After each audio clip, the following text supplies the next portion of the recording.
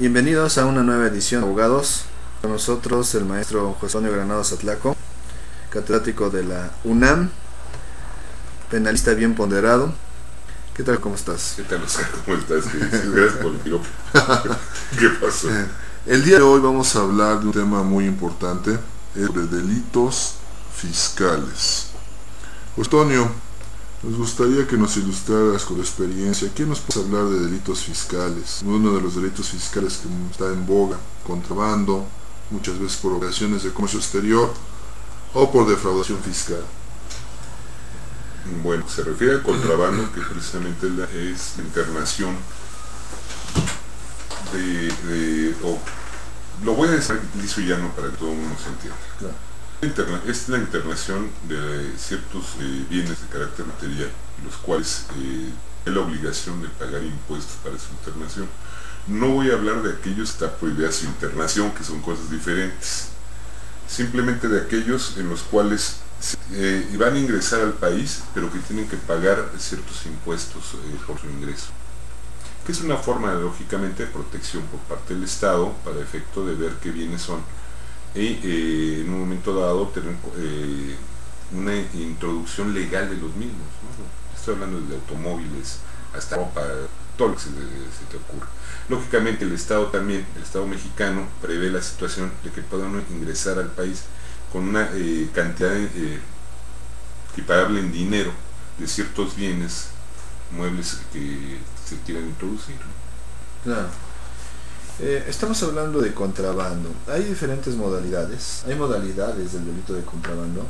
Sí, ¿Cuáles serían los beneficios? ¿Cuáles serían los montos por los cuales, si es considerado delito grave o no grave, si se sigue por querella? No, bueno, todos los delitos fiscales se siguen por querella, es decir, a petición de las propias autoridades tributarias, que pueden ser desde lo que es el propio procurador fiscal de la Federación, puede ser por medio del SAT, del titular del SAT o del titular de la Secretaría de Hacienda y Crédito Público.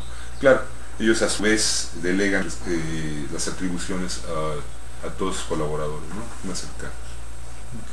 Okay. Perdón, en lo que te referías tú a delito de contrabando, bueno, hay varias hipótesis que maneja el propio artículo 107 del Código Fiscal de la Federación, como son el que se introduzcan ciertos bienes con violencia física o moral en las personas, que ese es uno, de noche o lugar no autorizados para la entrada o salida del país de mercancías, ostentándose el autor como funcionario o empleado público, usando documentos falsos,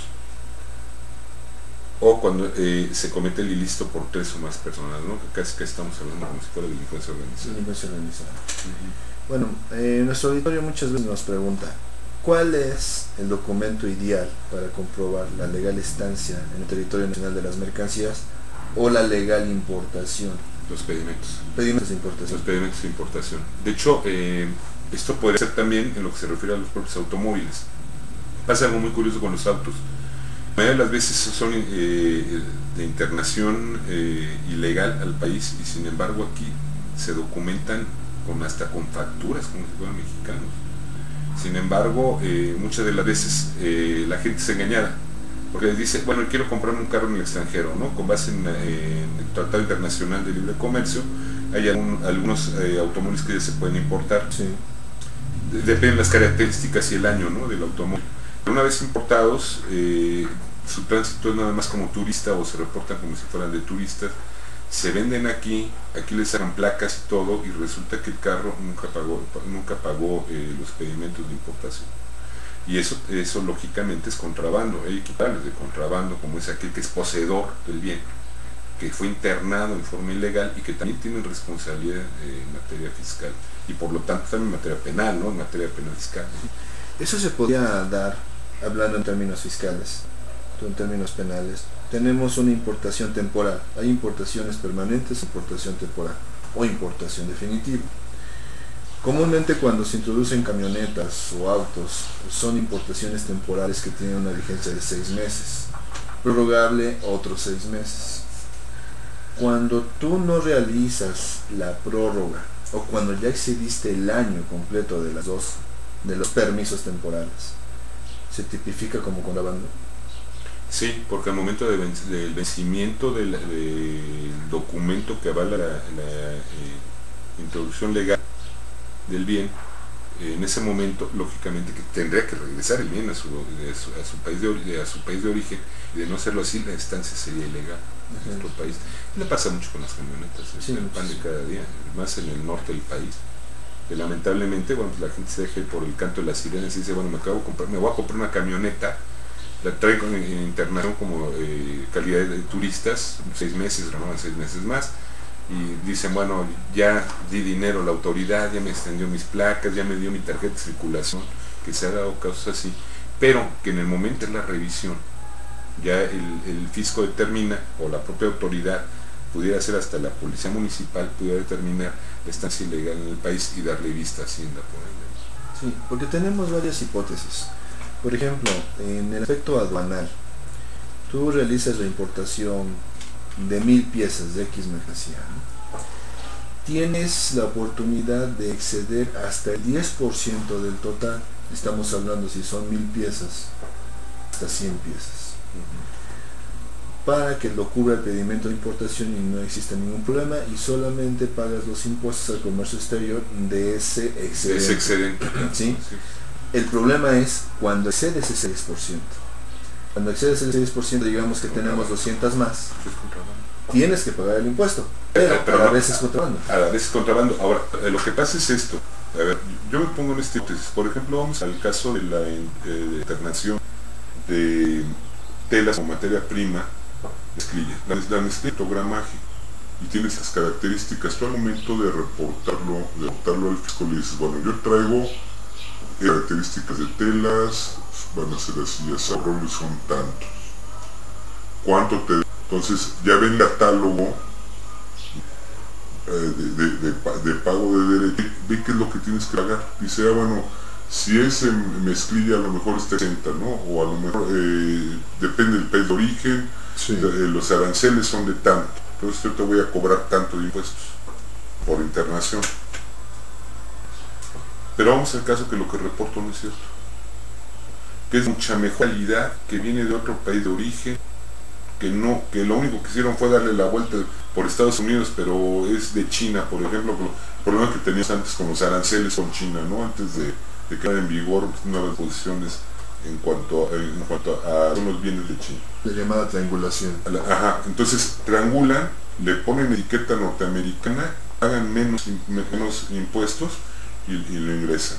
Eso lógicamente que también es contrabando, es delito. ¿Por qué? Porque no se está reportando realmente lo que se está introduciendo al país.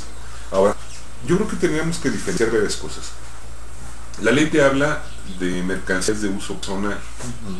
Entonces, una cosa es el uso comercial y otra cosa es el uso personal. Y para uso personal, el propio artículo 6 te dice alimentos y bebidas para su consumo, ropa u otros objetos personales, excepto joyas.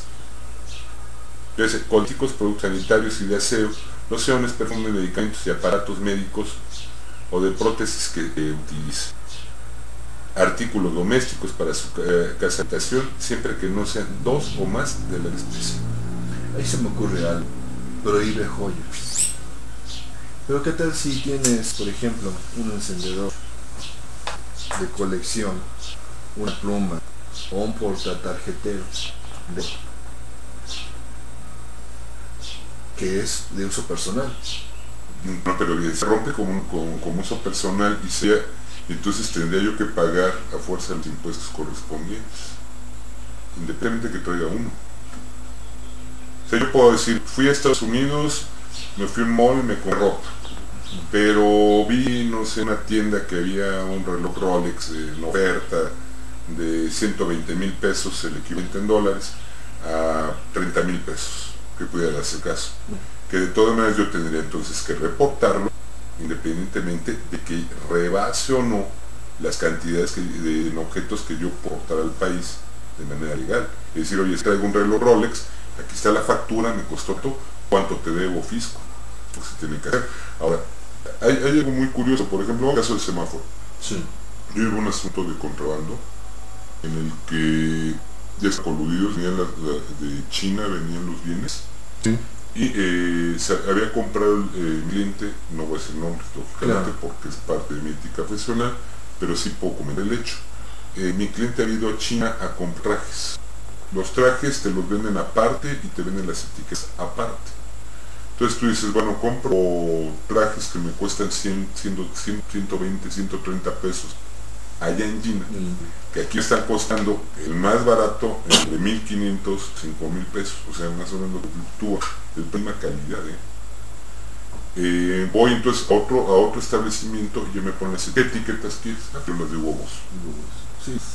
¿No? Entonces todo viene etiquetado con Hugo Boss, le ponen hasta los botones de Hugo Boss. Ya una vez con eso entonces ingresan al país. ¿Qué es lo primero que hacen? Decir, yo reporto que no traigo nada, que no traigo de valor, aunque traiga equipaje en exceso en 3 maletas más, que fue el caso de mi cliente. Okay. Entonces, ¿qué era lo que hacen? En aduanas deben decir, oye, ¿sabes qué? En el semáforo, ¿pasa o no pasa? No, ahorita no, espérate tantito. Estamos a la corrupción. Claro.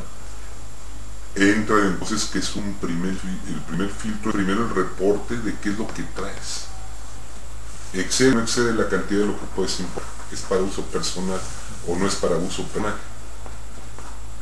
Por eso mucha gente está las etiquetas, ¿no? Para demostrar que es de uso personal y que no es no es mercancía para venta. O de hecho lo introduces sin ponerle antes la etiqueta. Ese ya traía las etiquetas pegadas, ya traía. Pasan entonces, primero ya su reporte, ¿cómo se llama? Hay un documento que llenas, lo llenas y después pasa el semáforo. Al momento del semáforo lo pasan en verde. Hay una tercera posibilidad del fisco para revisar, que es cuando los ven sospechosos, no obstante de haber pasado esos 2 primeros filtros. Es decir, donde yo declaro y digo qué es lo que traigo, el semáforo en verde y aparte está la inspección ya física. Y entonces le dicen, a ver, ven para acá, lo hay, es ilegal, porque la ley dice que tiene lugar público, pero bueno, lo aíslan y empiezan a revisar y entonces llaman a un perito. El perito del fisco lo primero que te va a decir es, con base en cómo está en el comercio el Hugo Boss, Sí. cada traje te cuesta 15,000 pesos. Okay. Como un precio comparable de mercado. Comparable de mercado, pero nada más con base en la marca. En ese entonces no se perseguía de oficio la piratería como se persigue ahora. Anteriormente no era así y ahí lógicamente hubo una triquiñuela porque la PGR jamás le avisó a Hugo Boss, el representante legal de Hugo Boss en el país, en México, jamás le avisó que se habían detectado esos trajes falsos. Entonces se va por el puro contrabando. ¿Qué es lo que hace el fisco? El 108 te señala, creo que son hasta 1.200.000, ¿no? Lo que, para efecto de que puedas obtener la libertad. Sí. Si no se cometen delito grave según el Código de Procedimientos Penales Federal, porque hay un catálogo de delitos graves en el Código Penal Federal y te remite precisamente a la segunda fracción del 208 en adelante, es decir, que las cantidades de lo defraudado sean mayor a 1.200.000 pesos. Entonces cuando empieza a cuantificar el fisco, pues cuantifica por 1,5 millones de pesos, cuando realmente las prendas no costaban, digo, no sé, ni 10,000 pesos en prendas. Puede haberla determinado del costo de la marca. Él lo determinó como más el costo de la marca. ¿Qué fue lo que se hizo entonces? Una vez que se consigna la averiguación previa junto con el probable responsable, entonces le dictan el auto de formal prisión. Yo ahí es donde tomo el asunto realmente. Y lo que hago entonces es pedir un perito evaluador. ¿Y qué es lo que hice con el perito evaluador? Dime exactamente cómo son las prendas, la calidad de las prendas y cuánto valen en el mercado.